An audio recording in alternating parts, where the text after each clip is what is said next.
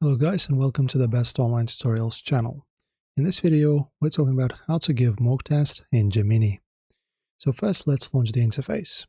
So you just open up your prompt panel and then start typing your prompt. I will give you an example.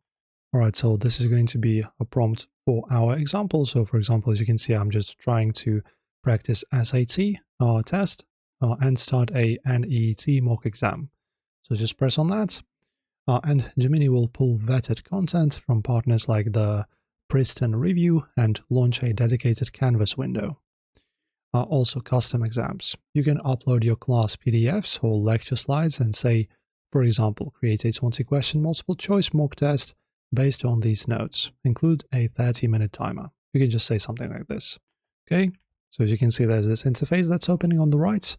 Don't worry, you can just still type in your prompts, it's all good. And Gemini will also switch to a test UI where you can navigate between questions, flag them for review, and see your remaining time at the top of the screen.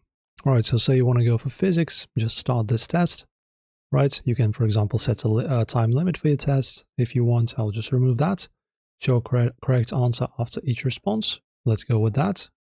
Show hints. Yeah, let's do that as well. And then you start the test. And as you can see, now we can do this. We can just look at the image, read the description of the task, and then choose which option we want. All right, and when you do all, for example, in my case, 45 answers, you can tap Analyze My Performance, and Gemini will break down your strength and growth areas. Also, for every question you missed, you can click Explain the Why. Gemini will walk you through the logic, not just give you the answer. And you can just stop guessing and start practicing. If this guide helped you ace your prep today, smash that like button and subscribe for more.